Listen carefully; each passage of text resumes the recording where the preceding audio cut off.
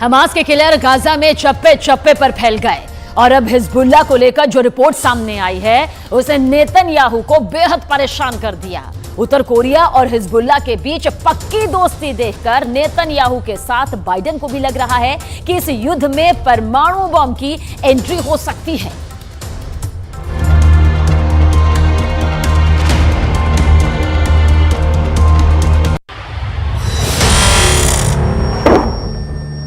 Hezbollah का सबसे नया वीडियो। लेबनान इजराइल बॉर्डर पर एक पोस्ट के पास सफेद रंग का ट्रक जा रहा है, तभी होता है एंटी टैंक मिसाइल से हमला। इस हमले में ट्रक पूरी तरह जलने लगता है। उसमें क्या था ये कोई बताने को तैयार नहीं, लेकिन बाद में इजराइल की पोस्ट पर अचानक हरकत बढ़ जाती है। कुछ लोग भागते हुए नजर आते हैं। हिजबुल्लाह के इस पिन पॉइंट अटैक ने इजराइल में बहुत बेचैनी पैदा कर दी है। क्या हिजबुल्लाह उत्तरी इजराइल पर चढ़ाई करने वाला है? क्या हिजबुल्लाह सिर्फ इस बात का इंतजार कर रहा है कि गाजा में जैसे ही इजराइल की फौज फंसेगी वो उत्तरी बॉर्डर पर युद्ध शुरू कर देगा? हिजबुल्लाह के हमले का सही वक्त क्या हो सकता है? इसे लेकर नेतन्याहू से लेकर बाइडेन दोनों पसोपेश में हैं। हिजबुल्लाह ने लेबनान इजराइल बॉर्डर पर कई हमले करके साबित कर दिया है कि इजराइल की उत्तरी सीमा अब सुरक्षित नहीं बची है। अगर गाजा पर ग्राउंड ऑपरेशन शुरू होने के बाद हमास, हूथी और हिजबुल्लाह ने एक साथ इजराइल पर हमला किया तो इनको एक साथ रोकना इजराइल के लिए बहुत बड़ा चैलेंज बन जाएगा। और तब अमेरिका की मदद के बिना हालात ऐसे बन सकते हैं कि ये तीनों फोर्स इजराइल की सेना को रौंद कर आगे बढ़ जाए।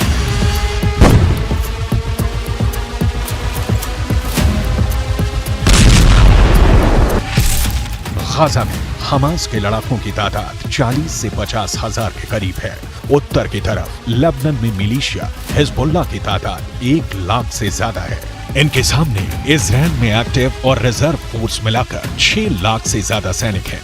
ये आंकड़े बताते हैं कि इजराइल के पास 4 गुना ताकत है। القلق من إمكانية أن تذهب هذه الجبهة إلى تصعيد إضافي أو إلى حرب كاملة، أو القلق من أن تتدحرج هذه الجبهة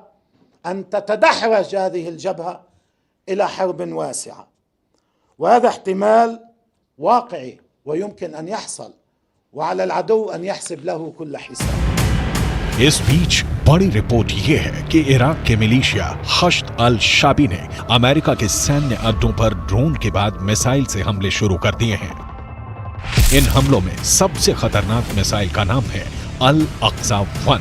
अल अक्सा 1 ईरान की फतेह 110 का ही एक नया वर्जन बताया जा रहा है। या कहें कि ईरान ने यह मिसाइल इराकी हिजबुल्लाह हश्द अल शाबी को सप्लाई की और उसने इसका नाम बदलकर अल अक्सा 1 कर दिया। यह ऐसी मिसाइल है जो हिजबुल्लाह के पास पहले से है। यह एक टैक्टिकल मिसाइल है जो छोटा परमाणु बम भी दाग सकती है। The barbarism is led by an axis of terror. The axis of terror is led by Iran. It includes Hezbollah, Hamas, Houthis, and their other minions. They seek to bring the Middle East and the world back to a dark age. They seek to torpedo, to derail any progress towards peace and the progress and the promise that we had in our budding peace treaties with our Arab neighbors. इसीलिए इस ballistic missile को लेकर अब सबसे बड़ा सवाल पूछा जा रहा है कि क्या हिजबुल्लाह के पास टैक्टिकल हमले के लिए परमाणु बम भी हो सकता है? ऐसा परमाणु बम जिससे कम दायरे में बड़ी तबाही मचाई जा सके। क्या हिजबुल्लाह के चीफ हसन नसरल्लाह ने यह परमाणु सीक्रेट अभी तक छुपा कर रखा हुआ है? 2006 में अमेरिकी कांग्रेस को दी गई एक रिपोर्ट में कहा गया था कि लेबनान की मिलिशिया हिजबुल्लाह के उत्तर कोरिया से गहरे संबंध हैं। उत्तर कोरिया हिजबुल्लाह को हथियार भी देता रहा है। इसमें रॉकेट और मिसाइल से लेकर बम और गोले भी हैं। उत्तर कोरिया के लीडर किम जोंग उन को हिजबुल्ला का बहुत बड़ा फैन कहा जाता है। उत्तर कोरिया ने फिलिस्तीन का भी हमेशा समर्थन किया है और अब दक्षिण कोरिया से ऐसी रिपोर्ट आ रही है कि जो रॉकेट हमास और हिजबुल्ला इस्तेमाल कर रहे हैं उन पर मेड इन उत्तर कोरिया वाली छाप लगी हुई है। इनका लॉन्चिंग सिस्टम 2014 में ही उत्तर कोरिया से सप्लाई किया गया था। ऐसे रॉकेट हमास को भी मिले, हिजबुल्ला को भी दिए गए। इसमें 122 मिलीमीटर का कात्यूशा रॉकेट भी है, जिससे हिजबुल्ला ने उत्तरी इजराइल पर हमले तेज किए हैं। सवाल है, हिजबुल्ला और किम जोंग उन का याराना डेंजर मार्क के ऊपर जा चुका है और क्या इसमें कोई परमाणु सीक्रेट भी छुपा हुआ है?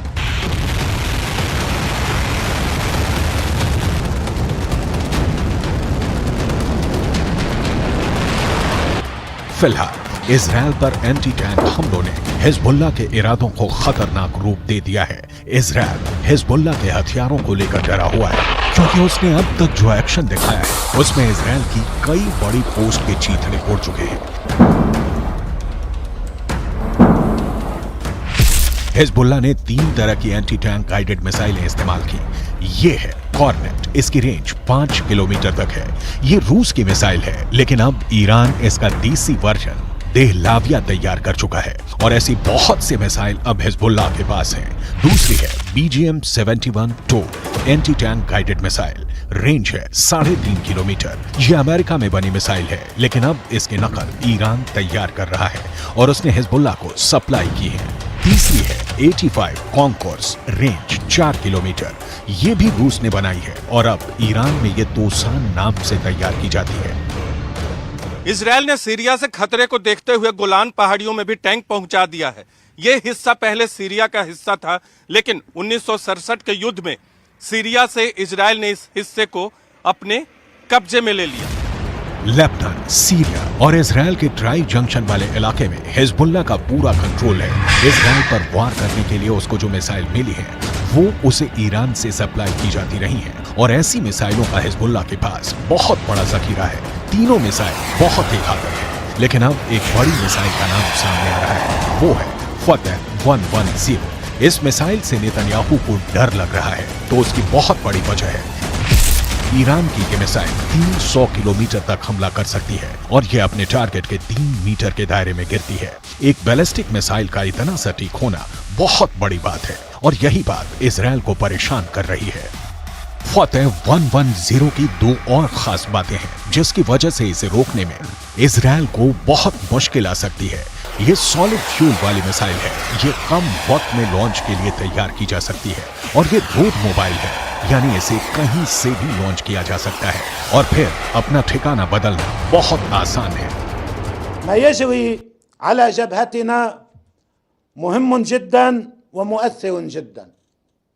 قد يبدو للبعض الذي يتوقع أو يطالب أن يدخل حزب الله سريعا في حرب شاملة وكاملة مع العدو، قد يبدو ما يجري على الحدود متواضع. इजराइल के लिए इससे भी बड़ा खौफ क्या है वो बहुत ध्यान से समझिएगा। बाइडन से लेकर नेतन्याहू को भी पता है कि फतह 110 मिसाइल को रोकना बहुत मुश्किल है, क्योंकि अमेरिका भी इस मिसाइल को रोकने में पूरी तरह फेल रहा है। अमेरिका को हमले की जानकारी तो मिल गई थी, इसीलिए उसके सैनिक आसपास अंडरग्राउंड हो गए थे।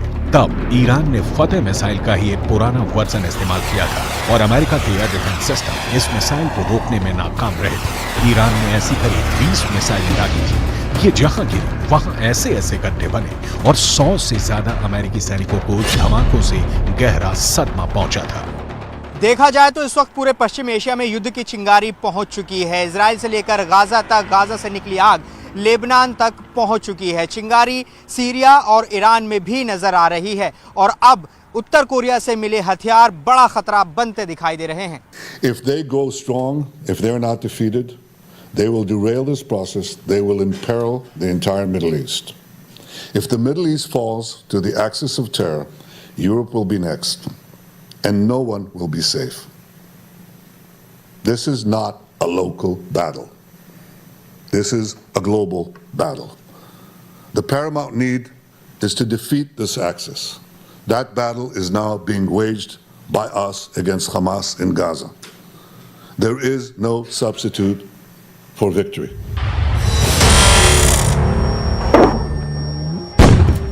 हिजबुल्लाह का खतरा बहुत बड़ा है, ये इजराइल भी जानता है और अमेरिका भी।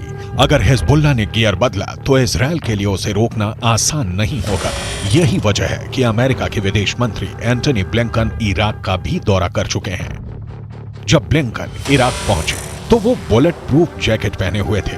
इराक में ऐसा खतरा बताता है कि अमेरिका इस वक्त वहां की मिलिशिया हश्द अल शाबी से भी घबराया हुआ है, क्योंकि ईरान समर्थित इस गुट ने अब इराक और सीरिया दोनों जगह अमेरिका के अड्डों पर हमले शुरू कर दिए हैं।